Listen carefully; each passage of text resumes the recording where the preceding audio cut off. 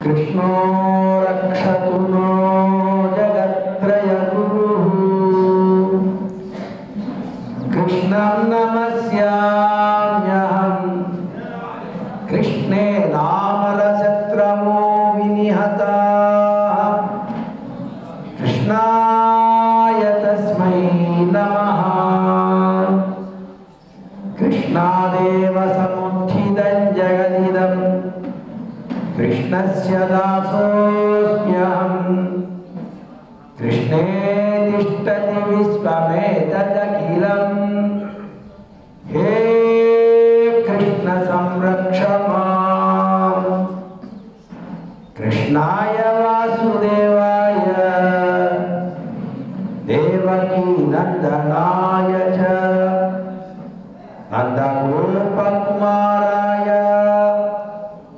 गोविन्दाय नमो नमः। प्रिय భగవద్భక్తులారా, ధనుర్మాస వ్రతం కొనసాగుతోంది. అందమైన గోపికలు శ్రీకృష్ణుని ప్రేమతోటి ప్రాతకాలంలోనే లేచి స్వామికి మంగళ నీరాజనం పడుతూ ఉన్నారు. ఈ వ్రతం చేయాలి అనుకునేటువంటి వాళ్ళు పాటించవలసినటువంటి మొట్టమొదటి నియమం పై ఎత్తు ఎன்ற పరమన్ అడిపాలి పాలకడలు. పాలకడల్లో వేంచేసి ఉన్నటువంటి ఆ శ్రీమన్నారాయణుని దివ్య చరణారవిందములకు మంగళము పాడుట. ఎందుకండి మంగళం పాడటం? మనం పాడకపోతే ఆయనకి ఏమైనా అమంగళాలు ఏర్పడతాయా? చాలామందికి ఇది తెలియక వైష్ణవ సంప్రదాయంలో వాళ్ళు ఏమిటో దేవుడికి మంగళం అంటారు. ఏమిటి దేవుడు మంగళకరుడు కదా. మంగళానాంచ మంగళం పవిత్రాణం పవిత్రమ్యో అని పవిత్రం చేసే వాటిల్లో ఆయన పవిత్రుడు. ఆయన నామం చెప్తే ఏదైనా పవిత్రం అవుతుంది. ఏదైనా ఆయన నామం చెప్తే అది శుభమవుతుంది, మంగళమవుతుంది అన్నప్పుడు మళ్ళీ ఆయనకి మంగళం పాడటం ఏమిటి అని పాపం చాలామందికి అర్థం కాక ఇది సంప్రదాయాన్ని విమర్శ చేస్తూ ఉంటారు. భగవంతుడు మంగళకరుడే, కానీ మనకి మనస్సు ఉన్నది కనుక ఆయన మంగళకరత్వాన్ని స్మరిస్తూ స్వామి ఎప్పుడు నీవు మంగళకరుడుగా ఈ లోకంలో ఉంటూ ఈ జగాలు నీవు సంరక్షణ చేయాలి అని ఆశించడం ప్రేమ కలిగిన హృదయం కలిగిన వారు చేసేటువంటి పని. అలాంటి వారే మన గోపికలందరూ శ్రీకృష్ణునికి ఎప్పుడు శుభంగా ఉండాలి అని. నారదుడికి ఒకసారి అనుమానం వచ్చింది, లోకంలో అందరికంటే నేనే గొప్పవాడిని, నాకంటే భక్తులు ఈ జగత్తులో లేరు అనే ఒక ఫీలింగ్ ఆయన వచ్చింది. భగవంతుడు సర్వజ్ఞుడు కదా, ఎవరి మనసులో ఏమనుకుంటాడో అని ఆయన తెలుసును కదా. ఓ నారదుల వారికి కొంచెం వచ్చింది అని నారదుల వారు ఎప్పుడు వచ్చినా రుక్మిణీదేవితో సహా ఎదురు వెళ్ళి స్వామికి అర్ఘ్యపాద్యాదులిచ్చి వారిని లోపలికి తీసుకెళ్ళి స్వాగతం పలికి వారిని ఆదరించడం శ్రీకృష్ణుడు చేసే. కానీ శ్రీకృష్ణుడు అంతటి వాడు నన్ను స్వాగతిస్తున్నాడంటే నాకంటే గొప్పవాడి లోకంలో లేడు అనే ఒక జస్ట్ ఫీలింగ్ వచ్చింది ఆయనకి. మళ్ళీ ఇంకోసారి వచ్చాడు నారదుల వారు వస్తున్నారు అని తెలిసి శ్రీకృష్ణుడు హాయిగా పడుకున్నాడు ఏంటో.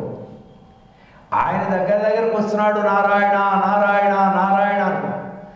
ఆయన దగ్గరకు వస్తున్న కొద్దీ ఈయన కొంచెం దుప్పటి కప్పుకోవడము, కాస్త ఏదో తలకు గుడ్డ కట్టుకోవడము. అయినా ఇదేమిటి, నేను అల్లంత దూరంలో ఉండగానే స్వామి హడావుడి చేసేవాడు. ఈవేళ ఇంటి దగ్గర స్వామి గ్రహం దగ్గర ఎక్కడ హడావుడి కనపడటం లేదు, బహుశా స్వామి ఊళ్ళో లేరేమో అనుకున్నాడు నారదుడు. అయినా ఎక్కడికి వెళ్ళారో ఉన్నారో లేదో ఇన్ఫర్మేషన్ తెలియాలి కదా. వచ్చాడు ఆయన దగ్గరకు వస్తూ ఉంటే ఇంకా ఈయన యాక్షన్ ప్రారంభం చేసి అమ్మో నాయనో తలనొప్పి ఒళ్ళెప్పుడు ఇలా అంటున్నాడు స్వామి. ఎక్కడ జనసంద్రమేం కనపట్టలేదు. దగ్గరకు వచ్చాడు, ఇంట్లోకి వచ్చాడు. ఓ ప్రక్కన హాల్లో పడుకుని అంటున్నాడు స్వామి. పాప ఈయన భయం వేసింది. ఏమిటి విరాజమానంగా కళ్యాణ గుణాలతో ఉండేటువంటి ఈయన ఏమిటో తనకో గుడ్డ చుట్టాడు, దుప్పటి కప్పుకున్నాడు, అమ్మ అంటున్నాడు, నాయన అంటున్నాడు. ఏంటి ఏ స్వామి ఏమైంది? మహాత్మా నిన్ను దర్శించడం ఇదే ఆఖరి చూపు బహుశా. బాగా ఉడరింపుడుగా ఉంది, తలెప్పిగా ఉంది, ఏమైతాను నారదా అంటున్నాడు. ఓ స్వామి అట్లా మాట్లాడతాయా, నీకేం కాదు, నువ్వు మంచిగా ఉంటావు అంటున్నాడు ఈయన.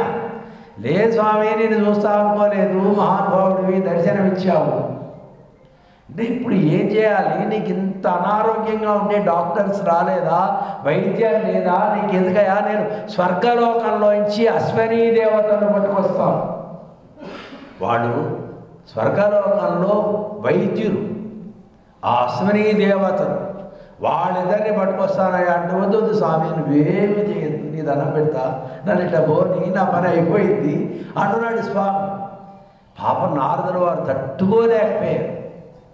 కా స్వామి నీకెందుకైనా నేను తీసుకొస్తాను, నీకు నిజంగా నా మీద ప్రేమ ఉంటే నా రోగం తగ్గాలి, నేను మంచిగా ఉండాలి నీవు భావిస్తే నందవ్రజానికి వెళ్ళి ఆ గోపికల యొక్క పాద ధూళి పట్టుకురావయా, ఆ ధూళి నా శిరస్సునికి శరీరానికి రాసుకుంటే నాకు ఆరోగ్యం ఏర్పడుతుంది, అనారోగ్యం తగ్గిపోతుంది అని. నారదుల వారికి ఏదో మైండ్ పోయింది. నందవ్రజం వెళ్ళడం ఏంటి, గోపికల యొక్క పాద ధూళి తేవడం ఏంటి? ఏం స్వామి ఏం మాట్లాడుతున్నావు? నీకు అసలు శారీరకమైన ఇబ్బందా, మానసికమైన ఇబ్బందా? మానసికమైనటువంటి ఇబ్బంది ఉంటే మానసిక వైద్య నిపుణులు ఉంటారు, వాళ్ళని పట్టుకొస్తా. ఏమిటి ఆ గోపికల, వాళ్ళకేమి మరి ఏం చదువు ఉందా, శ్రద్ధ ఉందా, ఏముంది? ఆ గోపికల యొక్క పాద ధూళి ఏమిటయా? ఏదో చిన్నప్పుడు ఆడుకుంటే ఆడుకుంటచ్చు కాక, లేదు నాగా వాళ్ళ పాద ధూళి పట్టుకొచ్చావా సరే, లేదంటే అయిపోయింది నీ దర్శనం, నాకు ఇదే లాస్ట్ అన్నాడు స్వామి. అమ్మో ఈయనకి చాలా ఈ గోపికల పాదధూళి అంటున్నాడు, ఈయనకి మైండిపోయింది. ఈయన తీసుకువెళ్ళి ఎర్రగడ్డ హాస్పిటల్లో చేర్పించాలి, అది మంచిదేమో అనుకున్నాడు నారదు. అయినా స్వామి ఆదేశం కనుక అక్కడికి వెళ్ళాడు. వెళ్తే నారదుల వారు రాగానే నారాయణ నామం వినపడుతుంటే ఎంత ఆనందంగా ఉంటుంది. వాళ్ళందరూ గుమికూడారు, 5 లక్షల మంది గోపికలు. స్వామి ఎక్కడి నుంచి వస్తున్నావు? కృష్ణ భగవానుడు బాగా ఉన్నాడా అంటే ఏం బాగమ్మా, ఈ ఆయన పాపం చిక్కిపోయాడు, నల్లగా అయిపోయాడు, అసలే నల్లడేమో ఇంకా నల్లగా ఉన్నాడు, ఆయనలో పెద్ద కళ తగ్గిపోయింది, బాగా తలనొప్పి అంటున్నాడు, ఒళ్ళు నొప్పులు అంటున్నాడు, ఏమో అర్థం కాలేదమ్మా, డాక్టర్స్ తీసుకొస్తామంటే వద్దంటున్నాడు. అన్నా స్వామి మరి ఎట్లా స్వామి? ఓ కంగారు పడిపోతున్నారు వీళ్ళంతా. ఏమి లేదమ్మా, మీ పాద ధూళి ఇస్తే శిరస్సుకి శరీరానికి రాసుకుంటాను, నాకు ఆరోగ్యంగా ఉంటుంది అన్నాడు స్వామి. అలాగా స్వామి చెప్పవేంటయా, ఇంతసేపు అందరూ కాళ్ళు పైకెత్తి కాళ్ళ ధూళి తీస్తున్నారు. ఆయనకి మెంటలు అనుకున్నావు, ఆయనకంటే వీళ్ళకి ఎక్కువ మెంటలు ఉంది. అయినా జగదాధారుడైన పరమాత్మకి మన పాద ధూళి ఇవ్వవచ్చునా? ఆ మాత్రం వివేకం లేదని నువ్వురుగా స్వామి అని చెప్పాక ఏమైనా మాకు నరకం వస్తే నరకాన్ని అనుభవిస్తాం.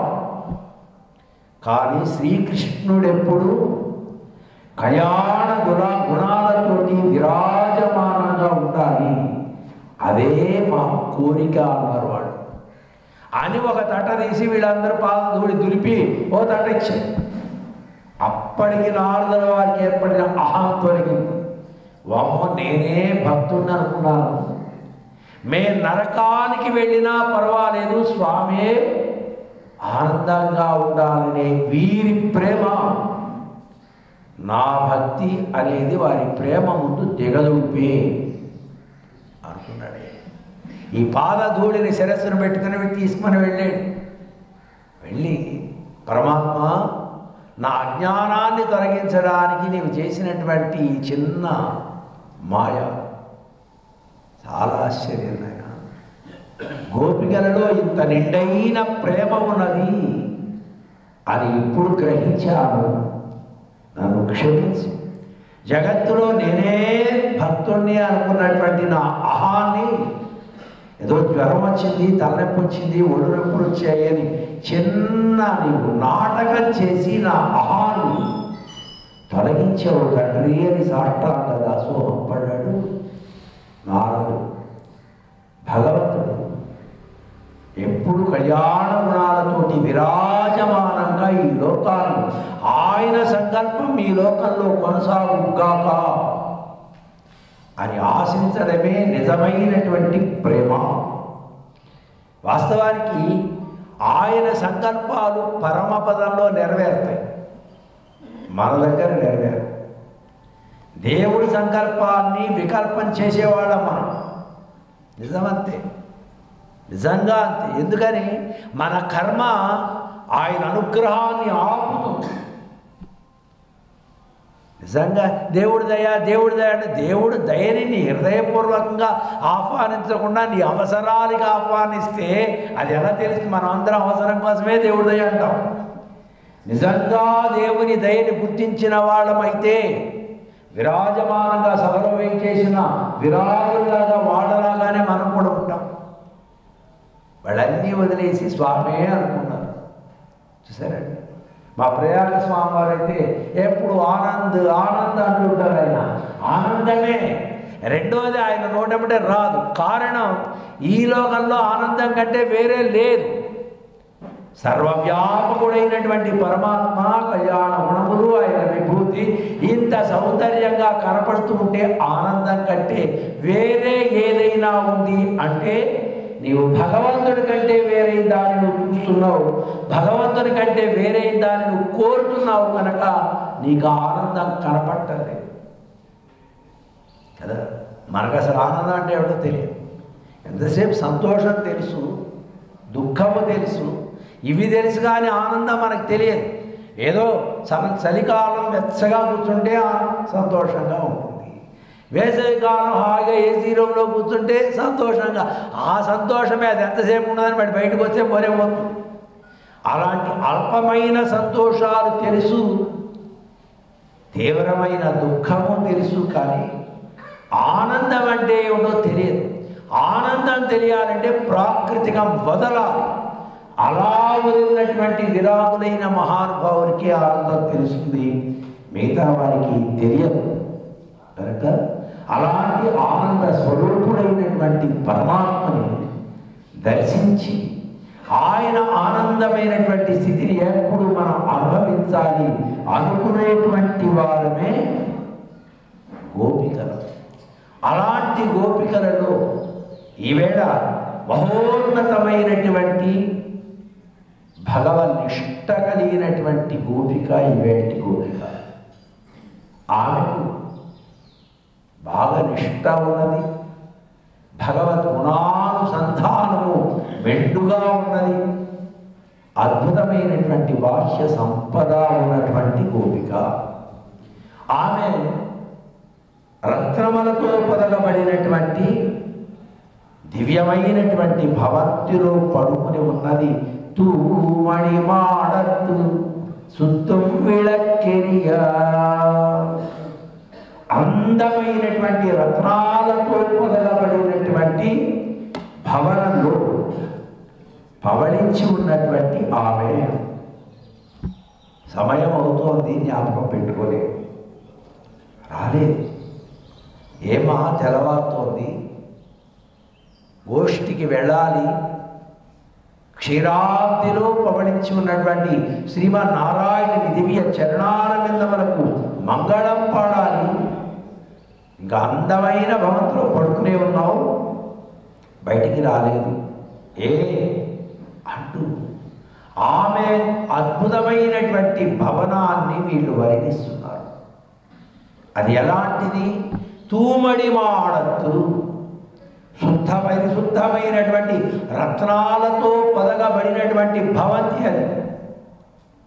తువళిల్ మడిమాడమోగుం అంటారు నమ్మాళ్వారు.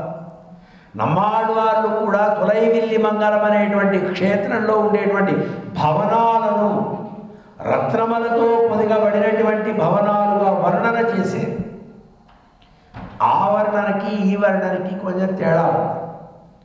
మన ఆండాళము వర్ణించినటువంటి తూవడి మాడత్తు అంటే ఇవి పరిశుద్ధమైనటువంటి రత్నాలు.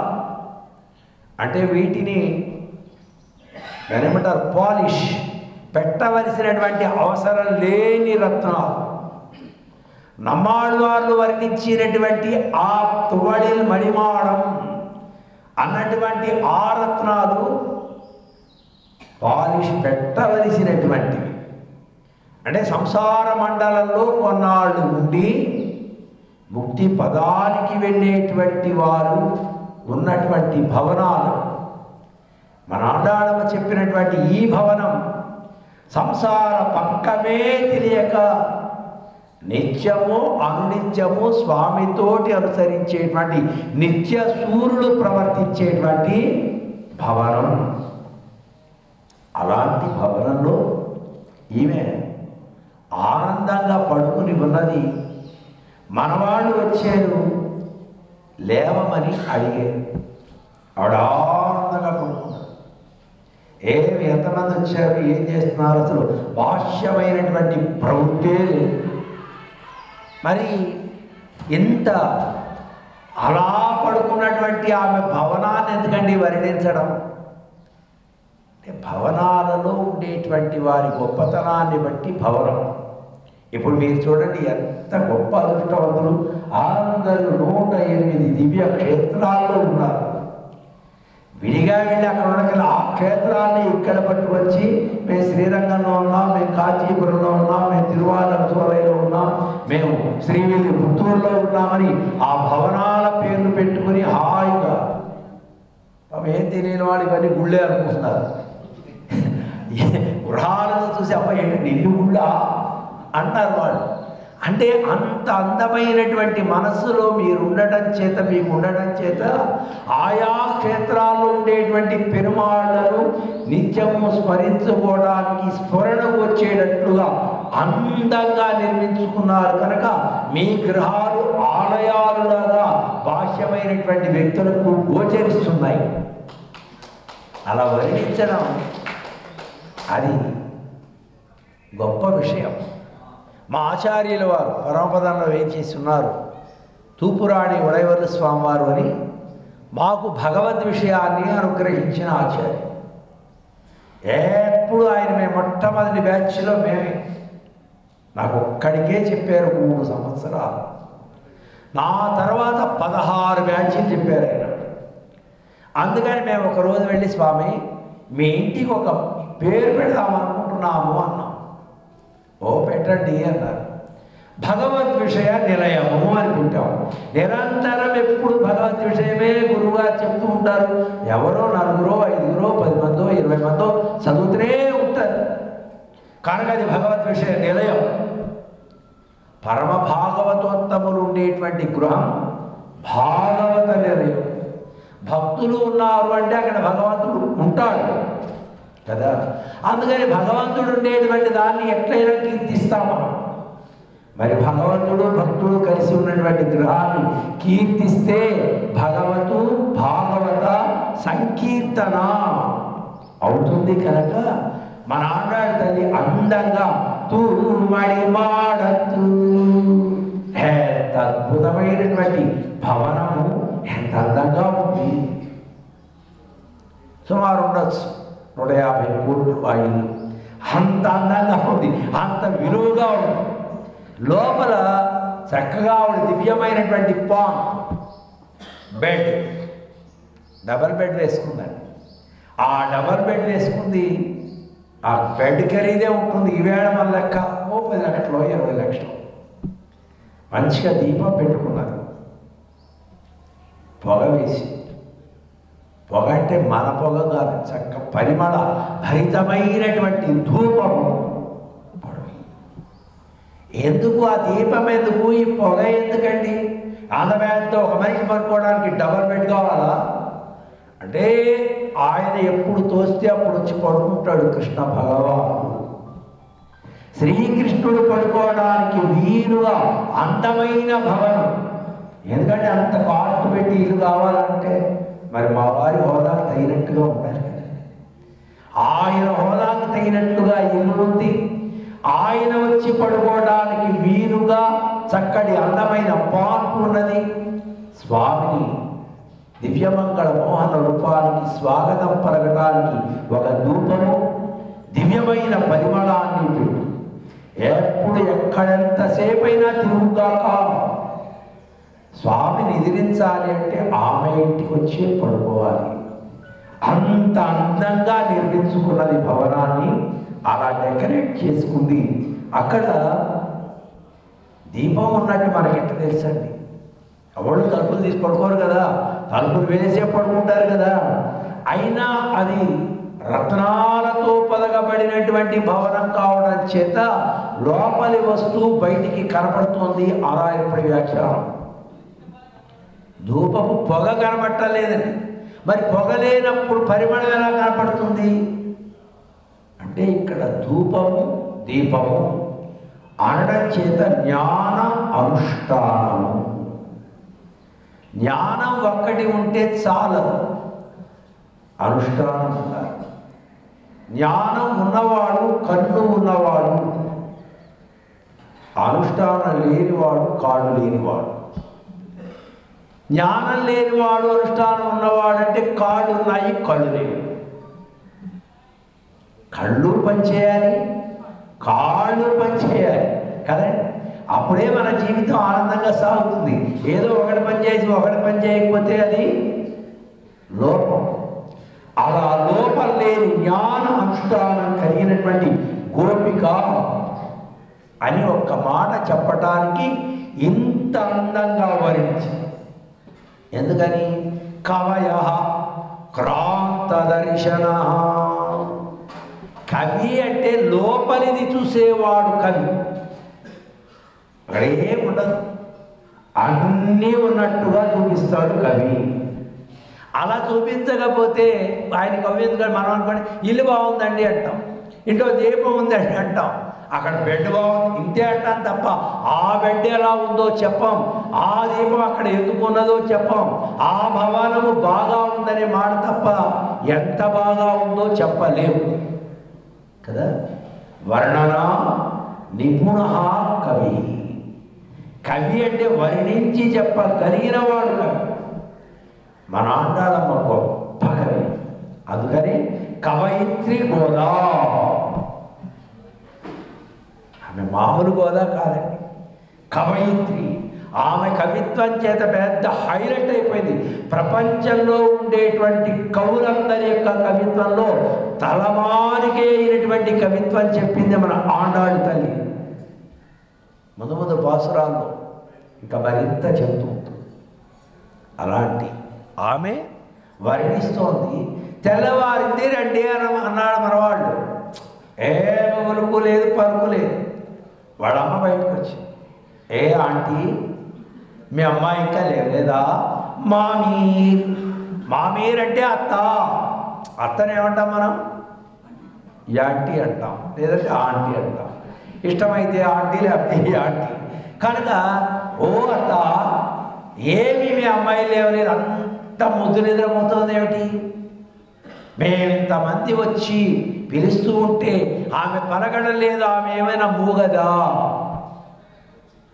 లేదు మేము పిలుస్తూ ఉంటే ఆవిడ వినపట్టలేదు, అది ఏమైనా శివుడిదా? శివుడు మూగ ఏమైనా వచ్చాయా మీ అమ్మాయికి క్రొత్తగా?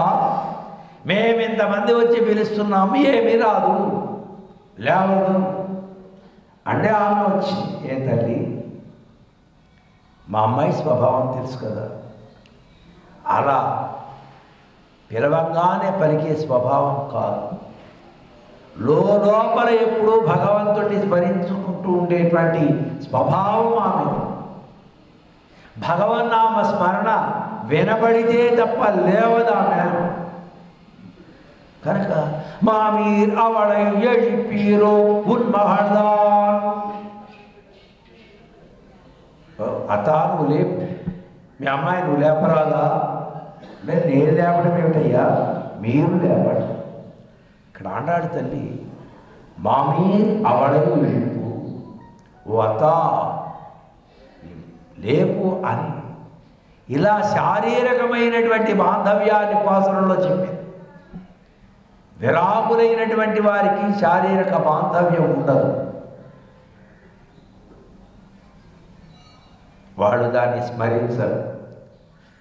భగవద్భక్తులైన వారితోటే బాంధవ్యాన్ని స్మరిస్తారు.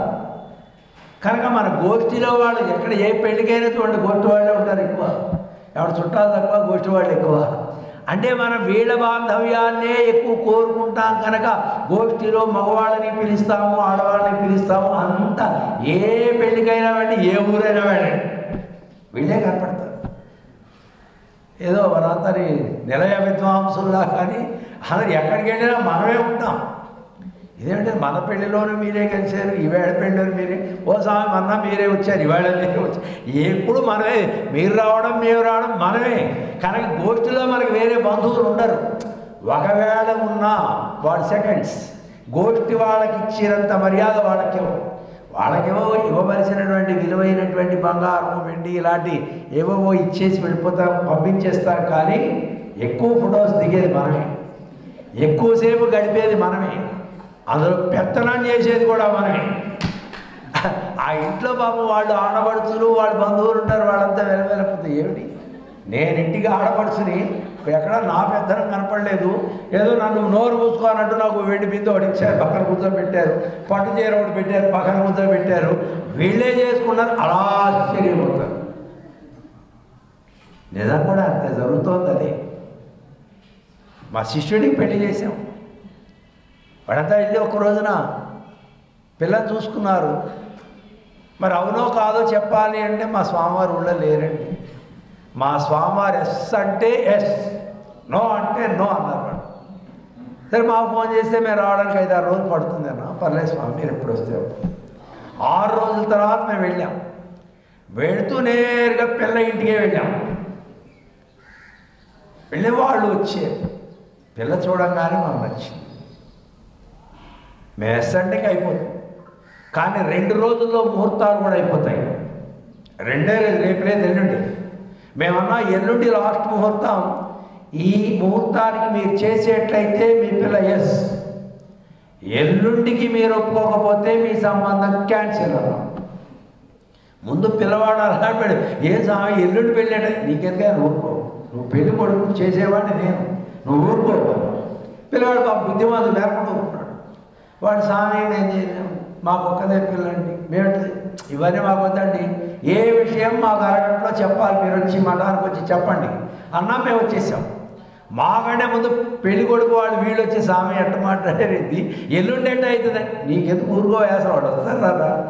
వాళ్ళు వచ్చారు, స్వామి మేమైతే సిద్ధం, కానీ మేమేం చేయలేము, నువ్వు చేసేది మేము చేసుకుంటాం అన్న. వెంటనే రేపు పొద్దున తాంబూలం పెట్టండి, రేపు 11 గంటలకి పసుపు కొట్టండి, పని ప్రారంభించండి, ఎల్లుండి రాత్రి పెళ్ళి. అందరు గోష్ఠి వాళ్ళందరూ పరిగెత్తారు. అందరు తలా ఒక పని స్వామివారు ఇలా అన్నారనగానే టగటగటగటగ తలా 100 మంది ఉన్నాం, తలా ఒక పని చేశారు. గ్రాండ్గా జరిగింది. ఆశ్చర్యం, ఆ పెళ్ళికి అంతమంది, ఏమిటమ్మా ఇంతమంది వచ్చారంటే మరి గోష్ఠి వాళ్ళంతా దూకారన్నమాట. అలా దూకడంతో పని ఒక్కరోజులో పిల్లగాడు ఆశ్చర్యపోయాడు, స్వామి ఇంత బాగా చేశారు మీరు, మేము చేయటం ఏంటి, ముహూర్తం తోసుకొచ్చి. భాగవతోత్తములంతా ఉంటే కాని ఉంటుందా? శ్రీరామచంద్రుడి పట్టాభిషేకం బాగా జరిగింది అంటే ఎంతమంది పనిచేశారు? సుగ్రీవుడు ఆజ్ఞతోటి మొత్తం వానర సైన్యం పనిచేశారు, అయోధ్యలో ఉన్న వాళ్ళు పనిచేశారు, అందరూ పనిచేశారు, బ్రహ్మాండంగా జరిగింది. భాగవతోత్తములు తలుచుకుంటే ఏ పని అయినా బాగా సాగుతుంది. కారణం మనందరికీ బలం కృష్ణాశ్రయ, కృష్ణ బల, కృష్ణనాథాస్య పాండవా. పాండవులు కృష్ణుని ఎలా నమ్మారో మనం కూడా భగవంతుని అలా నమ్మాం కనుక ఏ పని అయినా అద్భుతంగా జరుగుతుంది. అంతే, చేసేది మనం కాదు, చేయించేవాడు పరమాత్మ. కనుక అలాంటి పరమాత్మతోటి సంబంధం ఉన్న వాళ్ళందరూ మన బంధువులే. మనకి బంధువుల వర్గం ఎక్కువండి. బాహ్యమైనటువంటి దేహ బంధువుల కంటే భగవత్ సంబంధం కలిగిన వారందరం బంధువులే. ఈ బంధుత్వం ఎంత ఉంటుంది? మన బంధువులు, దేహ బంధువులు మహా ఉంటే 200 మంది ఉంటారు, 500 మంది ఉంటారు. కానీ ఆత్మ బంధువులు లక్షలలో ఉంటారు. నీవు ఎంత భాగవత బాంధవ్యాన్ని పెంచుకుంటే అంత పెరుగుతుంది. ఒక ఊరా, ఒక దేశమా కదండి, ఎక్కడెక్కడి వాళ్ళు అలాంటి బాంధవ్యం. అందుకని ఆ బాంధవ్యాన్ని కోరుకోవాలి. ఆనాడు తల్లి నవరత్నాలతో పొదగబడినటువంటి భవనము అని చెప్పడం చేత భగవంతుడితో మనకి 9 రకాలైనటువంటి బాంధవ్యం. పితాపుత్ర భావము, రక్షక భావము, శేషశేషీ భావము, భార్యాభద్రుభావము, జ్ఞాతృనేయ భావము, సస్వామి భావము, ఆధార ఆధేయ భావము, శరీర ఆత్మభావము, భోగ్య భోక్తృభావము అని 9 రకాలైన సంబంధం భగవంతునితో. ఆ భగవంతునితో బాంధవ్యం మనకుంది. భగవత్ సంబంధం కలిగిన వారితో బాంధవ్యాన్ని ఎవరైనా కలుపుకుంటారు. మీరే కాదు, మాలాంటి వాళ్ళకు కూడా భగవత్ సంబంధం కలిగిన వాళ్ళతో బాంధవ్యం కలుపుకుంటాం.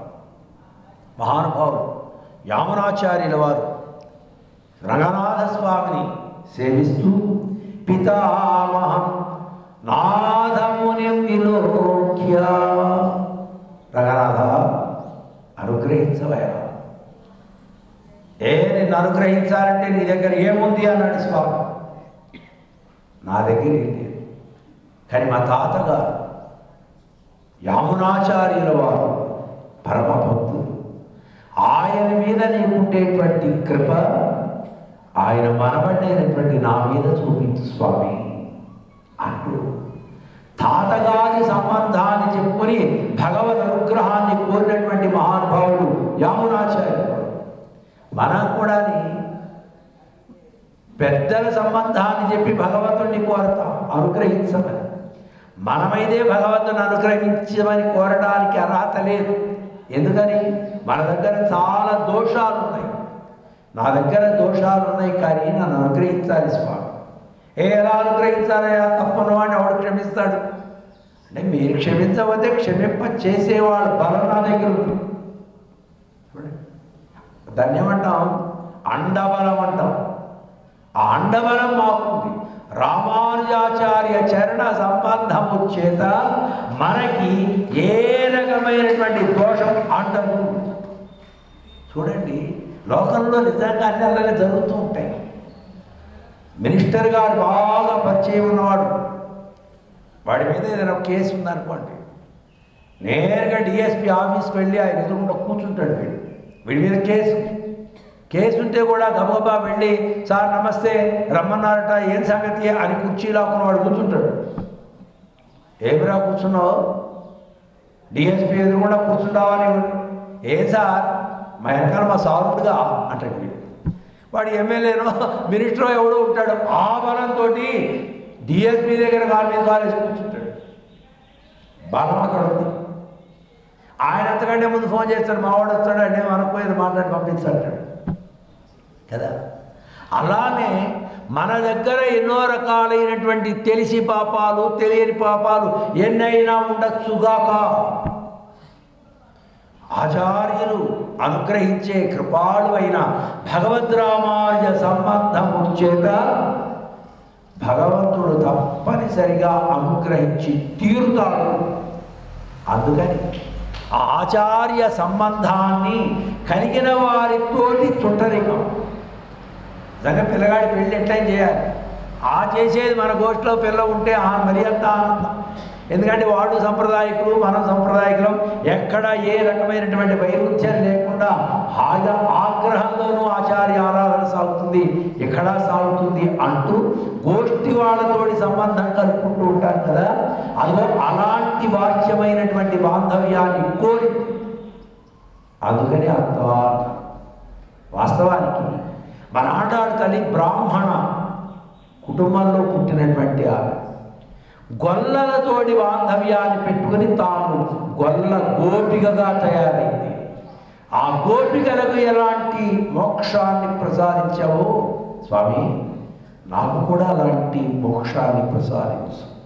గోపికల చేత ఎలాంటి కైంకర్యాలు స్వీకరించావో నా చేత అలాంటి కైంకర్యాలు స్వీకరించు అనంటూ తాను గోపికలతోటి బాంధవ్యాన్ని కోరుకునే కదా ఈ వ్రతాన్ని పెట్టుకున్నదా.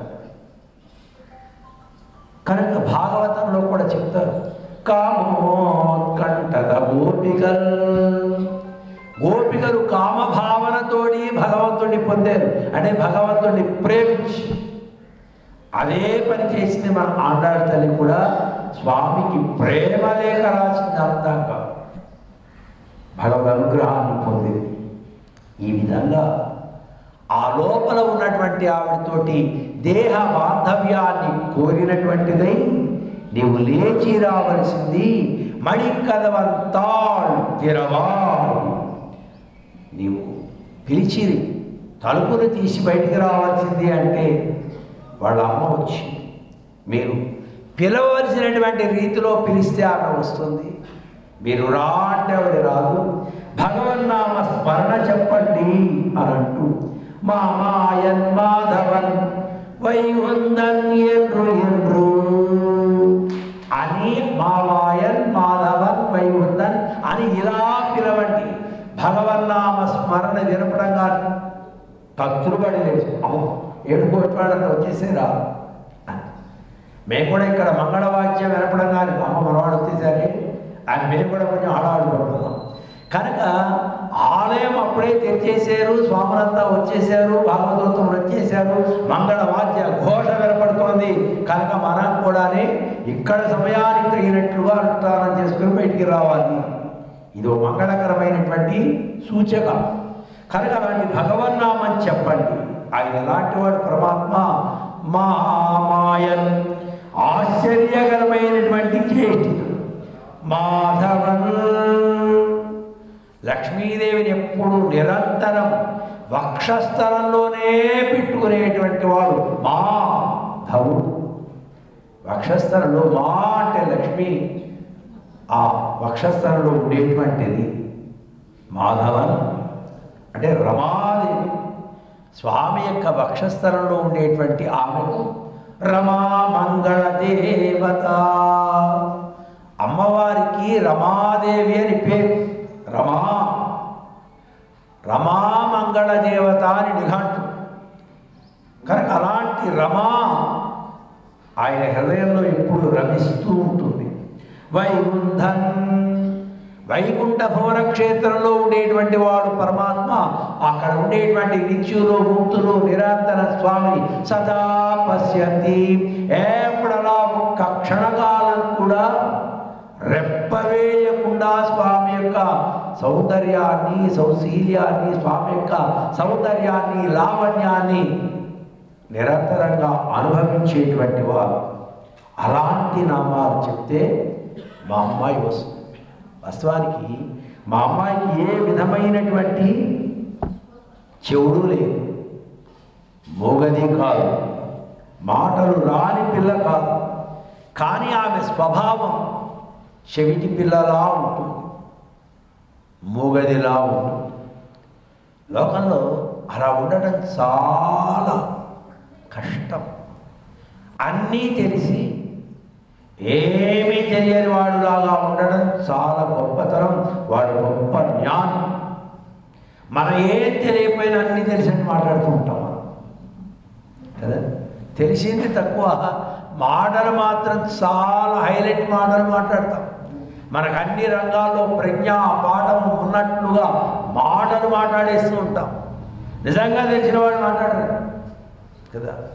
ఏమి స్వామి అద్భుతమైనటువంటి విశేషాలని తెలిసిన ఆవిడ பெய்யுமாமுயில் போல் வண்ணாம் உன் பேச்சும் செய்யும் எங்களை மெய்ய ஏற்றி மயக்க உன் மகள் మాయ మందిరంగోలు.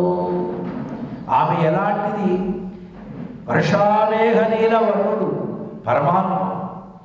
ఆయన ముఖం అనేటువంటి మాయ మంత్రంలో ముగ్ధురాలైపోయి మూగవానిలాగా ఉంది. అంటే నిరంతరం భగవద్ అనుభవంలో ఉండడం చేత అన్యులతో మాట్లాడడానికి ఏముండవు. నిజంగా మనంతా మాట్లాడుకుంటాం కానీ సబ్జెక్ట్ మీద మాట్లాడడం, అక్కర్లేని విషయాలు మాట్లాడతాం కదా. అది మన రంగం కాదు. మేము ఒకటే చెప్తాం, ఎవరమైనా మీరైనా మేమైనా, మేము కూడా అనవసర విషయాలు చాలా మాట్లాడుతూ ఉంటాం. మేము కూడా తగ్గించుకోవాలి. అందులో మా బిగ్ బాస్కి ఇష్టం లేని మాటలు మాట్లాడతాం. గవర్నమెంట్ గురించి కొంచెం మాట్లాడితే ఆయన ఒప్పుకొస్తాం. మనకెందుకు రాజకీయాలు, పాపం మిగతా వాళ్ళు మీరైతే మాట్లాడకండి అంటారు కానీ నన్ను అనలేక ఈ స్వామివారి ఎప్పుడు మాట్లాడతారు. మారుతారా తల్లి, ఆడాడమ్మ తల్లి మా స్వామివారి బుద్ధి మార్చు అని రోజు దండ పెట్టుకుంటుంటారు. వాస్తవానికి మనకు అవసరం లేదు రాజకీయాలు, మనకేందుకు. మీరైనా మేమైనా ఎవరమైనా మాట్లాడుకోవాల్సింది భగవంతుడి గురించి. మీకు తెలిసిన విషయాలు ప్రకవాళ్ళతో పంచుకోండి, వాళ్ళకు తెలిసిన విషయాలు మీరు పంచుకోండి. మనమందరం ఎప్పుడు బోధయంత నమస్యంత భావయంత పరస్పరం, మనం ఎప్పుడూ ఒకరిని ఒకరం పలకరించుకుంటూ భగవద్ అనుభవాన్ని పంచుకుంటూ ఉండడమే మన అంతకంటే వేరే పని మనం చేయకూడదు. అంతకంటే వేరే సంభాషణ చేయడం మన ప్రవృత్తికి అది వ్యతిరేకం. అందులోనూ మనం లోకంలో అందరిలాంటి భక్తులం కాము. భక్తులలో మనం కొంచెం వెరైటీ. ఏమిటి వెరైటీ? నారాయణనే నమకే పరహి తరువార్, భగవంతుడే మనకే అనుగ్రహిస్తాడనేటువంటి గాఢమైనటువంటి విశ్వాసం, దృఢమైన విశ్వాసం కలిగిన వారం కనుక ఆ నారాయణ కీర్తన తప్ప ఇంకొకటి మన వాక్కుల్లోంచి రాకూడదు. నారాయణ సంకీర్తన తప్ప ఇంకొకటి మన చెవులకు వినపడకూడదు. ఇలాంటి నిష్ట మనకు. అందుకనే మనని ప్రపంచులం అన్నాం. ఎక్కడా మనకు దేహ ప్రవృత్తి కనబడకూడదు.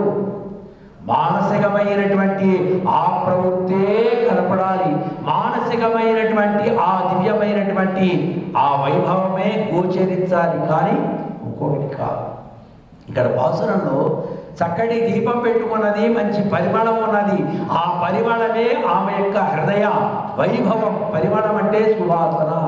ఆవిడ మనసు ఎంత గొప్పదంటే నిరంతరం స్వామి యొక్క సేవ్య శ్రీపతి ఏక ఏవ జగత ఏతేజ నారాయణ కనుక ఎప్పుడు సేవ్య శ్రీపతి ఏక ఏవ జగత అంటూ ఎప్పుడు నారాయణునే సేవిస్తూ ఆయనే రక్షకుడు అని ప్రహ్లాదస్య విభీషణస్య కరిరాట్ పాంచాలి అహల్య ధ్రువాన్ని ఈ మహానుభావుడు అకుంఠితమైనటువంటి విశ్వాసంతో భగవంతుని యొక్క అనుగ్రహాన్ని పొందినటువంటి పరమ ప్రఫుల్ల గోష్ఠిలో విరాజమానంగా ఉన్నటువంటి ఆమె కనుక ఈమె అందమైనటువంటి భవనం, ఆమె పాన్పు, అక్కడ ఉన్నటువంటి దీపపు కాంతి, పరిమళం ఇవన్నీ చెప్పడం ద్వారా ఆమె జ్ఞాన అనుష్ఠానంతో పరమ ప్రపన్నురాలై భగవంతుణ్ణి దృఢమైన అత్యవసాయంతో విశ్వసించినటువంటి ఆమె ఈ మాట చెప్పడానికి ఇంత వర్ణన చేసింది మన ఆండాళ్ళ తల్లి అందంగా. అలాంటి భగవన్నామని చెప్తే ఆమె లేచి వస్తుంది. జ్ఞానం కలిగిన వాడు ఏ విషయం పట్టించుకోరండి. నిజంగానే పూర్వాచార్యంలో కాదు, ప్రస్తుత కాలంలో కూడా అలాంటి వాళ్ళు ఉన్నారు.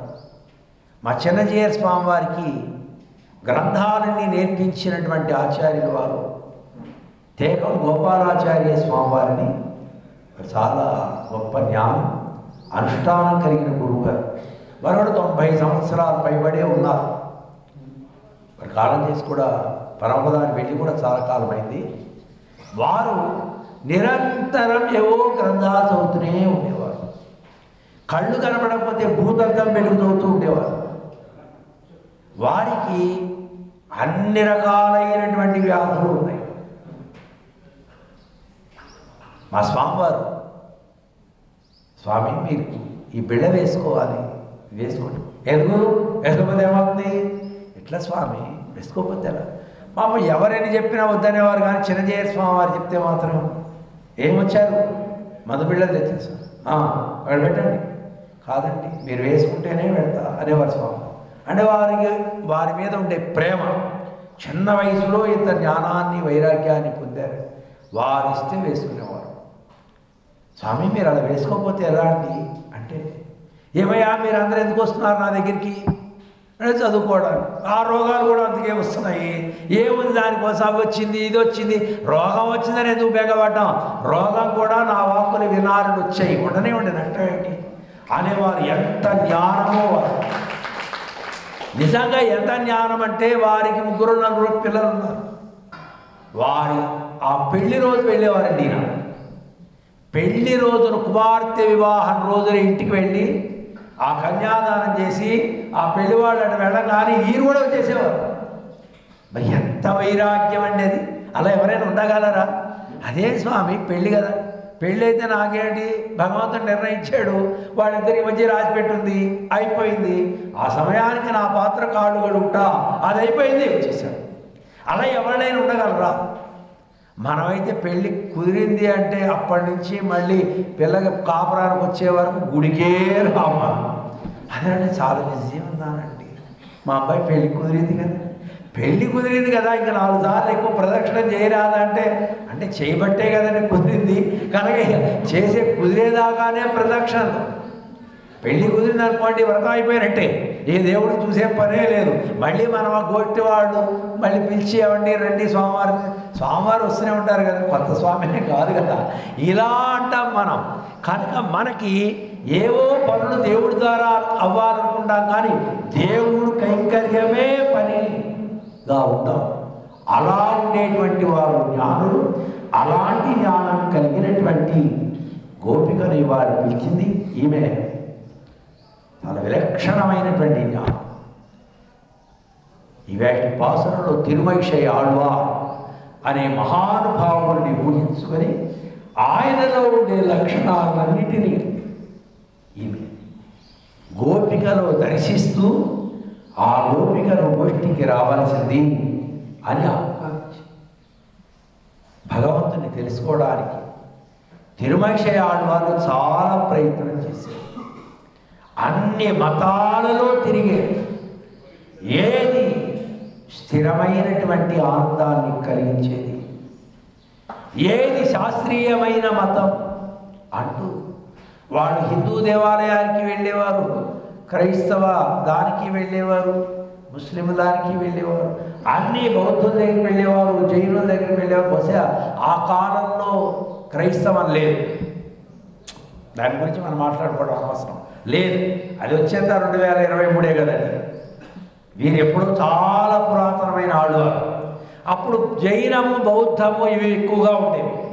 ఆ జైన బౌద్ధ చార్వాక మతాల్లో తిరిగేవారండి. మళ్ళీ హిందూ దేవాలయాలు తిరిగేవారు, మళ్ళీ అందులో చక్క శివాలయానికి వెళ్ళేవారు, అన్ని చోట్ల వెళ్ళేవారు. వీరిని గమనించారు ఒక స్వామి. ఈయన పొద్దున గుడికి వెళ్తాడు, సాయంత్రం గుడికి వెళ్తాడు, మధ్యాహ్నం పోతాడు, అడబొట్టు పెడతాడు, నిలుబొట్టు పెడతాడు, చుక్కబొట్టు పెడతాడు. ఏడు అసలు ఈయనెవరు, ఈయన గురించి తెలుసుకోవాలి, విచిత్రంగా ఉన్నాడు ఈయన అని. ఈయన అన్నీ తిరిగేసి పగలు సాయంత్రం కూడా ఒక పార్కులో కూర్చొని ఏది తత్వము అని ఆలోచిస్తూ ఉండేవారు ఈ తిరుమైషై ఆళ్వార్. ఇంకొక ఆయన కొత్త వాళ్ళని పలకరించాలి అంటే ఏదో ఒక బాంధవ్యం ఉంటేనో ఏదో రకంగా పరిచయం ఉండడం పలకరిస్తాం, కానీ లేకుంటే పరిచయంగా మాట్లాడలేం కదా. అందుకని ఆయన ఏం చేశారు, రోజు ఈయన పార్కుకి వచ్చి కూర్చునేటువంటి సమయంలో ఆయన కూడా పార్క్కి వెళ్ళి గమనించి ఈయన ఎలాగైనా పలకరించాలి అని అనుకుని ఆయన పార్కులో కూర్చున్నటువంటి ప్రదేశానికి ఎదురుగుండా గొయ్యవుతుంది. ఓ మొక్క ఒకటి చెత్తి దాన్ని వేళ్ళు పైకి పెట్టి ఆ మొదలు కింద పెట్టి ఇలా పూడ్చి ఒక చిల్లు కుండతోటి దూరం నుంచి నీళ్ళు పట్టుకొస్తున్నాడు. అక్కడి నుంచి నీళ్ళు వేసరికి ఇక్కడికి వేసే అయిపోతున్నాయి. అయ్యో అయిపోయినాయా, మళ్ళీ పెడుతున్నాడు, మళ్ళీ తెస్తున్నాడు. ఏం చూశాడు, ఏం పిచ్చోళ్ళ ఉన్నాడు. అసలు మొక్కని ఎవరైనా పైకి వేళ్ళు వచ్చేట్టు నాటుతారా? మొక్క నాటడమే తెలియదు. పోనీ ఏదైనా మంచి కొండలో తెచ్చి పెడుతున్నాడా అంటే చిల్లు కొండలో తెస్తున్నాడు. ఏమయ్యా పిచ్చోళ్ళ ఉన్నావు నువ్వు, మొక్కిట్ట ఎవరు నాటరు, చిల్లు కొండలో నీళ్ళు తెస్తే ఉంటాయా అని అంటారు. నేను పిచ్చా, నీవు పిచ్చి, నీ బుద్ధి పిచ్చి, నీ మనసు పిచ్చి అని మనకరించాడే. నేను ఒకసారి పిచ్చి అంటే ఈయన ఇన్ని పిచ్చలు పెడుతున్నాను. ఏమని స్వామి పెద్దవారే మీరు, నేను మంచి మాటే చెప్పినందుకు మీరు ఇన్ని పిచ్చి అంటున్నారు ఏంటి? నేను పిచ్చి, నా బుద్ధి పిచ్చి, నా మనసు పిచ్చి, మా తాత పిచ్చి, మా నాయనమ్మ పిచ్చి, ఇదేమిటండి? ఇలా కాదు, మొక్కని ఇలా నాటాలి. మొక్క ఎలా నాటితే ఏటయా? బుద్ధి బాగుండాలి, మనసు బాగుండాలి. కానీ స్వామి నేను మొక్కల గురించి మాట్లాడుతుంటే మీరు మనసు బుద్ధి అంటారేంటి? నీ బుద్ధి బాగుండాలయా, నీ మనసు బాగుండాలి. నేనేం చేశాను ఆ మధ్యలోని? నీకు అసలు ఈ మంచిగా మొక్కలా నాటాలని చెప్పడమే తప్ప, అదేం తప్పు కాదు, నువ్వు చెప్పచ్చు, నేను చేయొచ్చు. కానీ బౌద్ధుల్లోకి పెడతావే, జైనుల్లోకి పెడతావే, చార్వాకుల్లోకి పెడతావే, హిందువుల్లోకి వస్తావే, ఏ మతం గొప్పదో నీ తెలవటం లేదా? నీ వెర్రి బుద్ధికి, నీ పిచ్చి బుద్ధికి మొదలుపెట్టాడు. నాన్ స్టాప్గా ఆయన చెప్పినటువంటి వేదాంత వాక్యాలకు స్టన్ అయిపోయారు. స్వామి ఏది సత్యము నేను నిర్ణయం చేసుకోలేకపోతున్నా, అనుగ్రహించండి అని కాళ్ళపడ్డాడు. ఓ దట్స్ ఫైన్ అని వెళ్ళి వెంటనే చక్క మొక్క నాటి నీళ్ళు పోసి ఆయన్ని తీసుకెళ్ళి, నాయన ఇది సేవ్య శ్రీపతి ఏకయేవ జగతాం ఏతేచ సాక్షిణ, శ్రీమన్నారాయణుడే రక్షకుడు అని 6 సాక్ష్యాలు శాస్త్రం చెప్తోంది. ప్రహ్లాదుని గాథ విను, సత్యమేదో తెలుస్తుంది. విభీషణుడి గురించి రామాయణం తెలుసుకో, ఏది సత్యమో నీకు గోచరిస్తుంది. గజేంద్రుడు 1000 సంవత్సరాలు పోరాడి ముక్కోటి దేవతలలో ఎవరు రక్షకులు కారు. రక్షకుడు ఆయనే.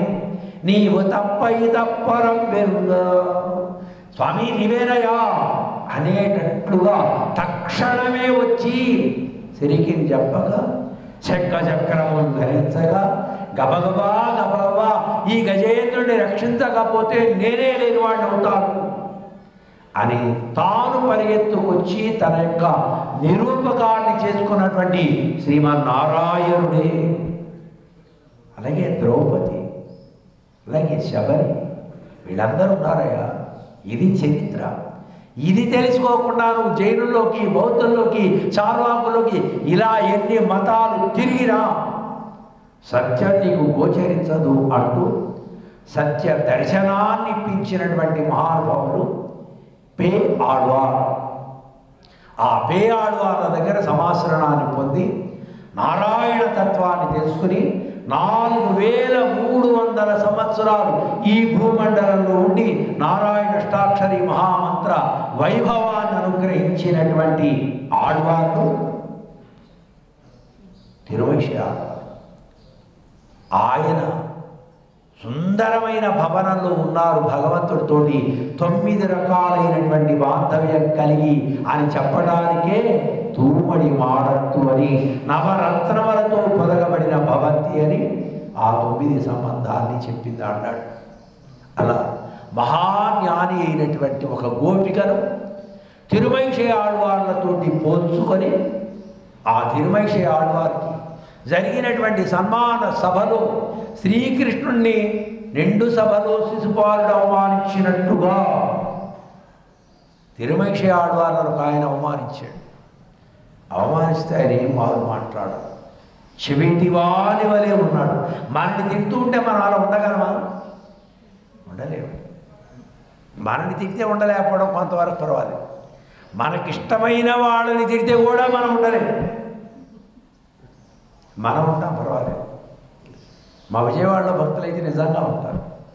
మా స్వామివారిని తిడతారంటే నిజంగా తిట్టారండి. మనంటూ ఆచార్యులు కనుక తిట్టలేము, వాళ్ళనే తిట్టి పుణ్యం కట్టుకుంటున్నారు అనుకునే బ్యాచ్ కొంతమంది ఉంటారు. కానీ కొంతమంది నేను ఇష్టపడే వ్యక్తిని తిడితే నేను ఒప్పుకోను అంటూ తిట్టించుకున్నవాడు బాగానే ఉంటాడు, తిట్టినవాడు బాగానే ఉంటాడు. మధ్యలో వీళ్ళు మీడియాలోకి వచ్చిన ఆయన మన చెవులని పోయేటట్లుగా అసలు జీవితం మీద విరక్తి పుట్టేట్టుగా మాట్లాడుతుంటారు. మధ్యలో వస్తున్నారు తిట్టినవాడు వాడెవడో తిడితే వాడినెవడో తిడితే వీడికి ఎందుకండి అంటే నా పార్టీ నాయకుడు, మా అధినాయకుడు అలాంటి ఇలా మొదలు పెడుతుంటారు కదా. నిజంగా లోకంలో ఏది జరుగుతున్నా మనకి సంబంధం లేదు అని ఉండగలిగిన వాడు నిజమైన వైరాగ్యం కలిగిన వాడు విరాగు. అలాంటి తనను దూషిస్తున్నా కూడా చెవులకు వినపడనట్లుగా ఉన్నారు, అది వైరాగ్యం. మన కంటి ఎదురుగుండా తప్పు జరుగుతున్నా మన కంటికి కనపడనట్లుగా ఉండేవాడు. లోకాలు జయించేవాడి లక్షణం ఇది. మనం చెప్పినంత మాత్రాన ఏది ఆగదండి. మనం చెప్తాం ఏది తప్పు జరుగుతుందో ఏది మంచి జరగాలో మనకు తెలుసు చెప్తాం, కానీ వినేవాళ్ళు లేనప్పుడు చెప్పడం ఎందుకు? అనవసరంగా మన నోరు పాడవడం తప్ప కదండి. కనుక మనకున్న సమయాన్ని, మనకున్న జ్ఞానాన్ని మన ఆత్మ ఉజ్జీవనకు వినియోగించుకోవడమే శ్రేష్టమైనది. అది మూడు లోకాలు జయించేటువంటి శక్తి. నిజంగానే తెలిసి అలా తెలియనట్లుగా ఉండటం చాలా గొప్ప విషయం. మనమైతే అలా ఉండలేము. మనకు తెలియగానే వెంటనే పక్కవాడికి ఏమంటే మీకు తెలుసునా, వాడు లేకపోతే ఈ ఊళ్ళో లేకపోతే పక్క ఊరు వాడు ఫోన్ చేసి మరీ చెప్తాం, లేదంటే మెసేజ్ పెడతాం, లేదంటే ఇలా దాన్ని ఏమంటారు వీడియో కాల్ చేసి మరీ చూపిస్తాం వాళ్ళకి. మనకేం చెడు విషయాలు ఎప్పుడు మన నోటితో ఉచ్చరించకూడదు. చెడు విషయాలు ఎప్పుడు కూడా మనం ఎదుట వాడికి ప్రోత్సాహం చేయకూడదు. మంచి విషయాలు సంతోషించే వారికి, మంచి విషయాలైనా కూడా ఊరికే అందరికీ చెప్పకూడదండి. సంతోషించే వారికే చెప్పాలి, ఏడ్చేవాడికి చెప్పకూడదు. అబ్బో ఇలాంటి చాలా చూసామండి అంటారు. అలా చెప్తే మనని మనం తక్కువ చేసుకున్నట్టు అవుతుంది. కనుక సందర్భము ఉండాలి, సమయం చూసుకొని మంచి విషయాన్ని మాత్రమే ప్రోత్సాహం చేయాలి. అందుకని అలాంటి యోగ్యులైనటువంటి వారి విషయాన్ని మన ఆండాడు తల్లి ఈవేళ తిరుమహిషై పిరా అనేటువంటి ఆళ్వార్లను తీసుకొచ్చి ఈ గోపికలో వర్ణన చేసి, అలాంటి మహనీయులు గోష్ఠిలో ఉంటే విరాజమానంగా మన వ్రతం ఏ నియమాలతో పాటిస్తున్నామో ఆ నియమాలు పాటించడం ద్వారా భగవంతునికి మంగళం చెప్పడానికి అవకాశం ఉంటుంది. అలాంటి జ్ఞాన వైరాగ్యం కలిగిన వారు ఉండాలి అని వారిని ఆహ్వానం చేయటమే ఈవేళ పాసురార్థం. ఆండాళ్ తిరువడిగళే శరణం. అస్మద్గురుభ్యో నమః. జై శ్రీమన్నారాయణ.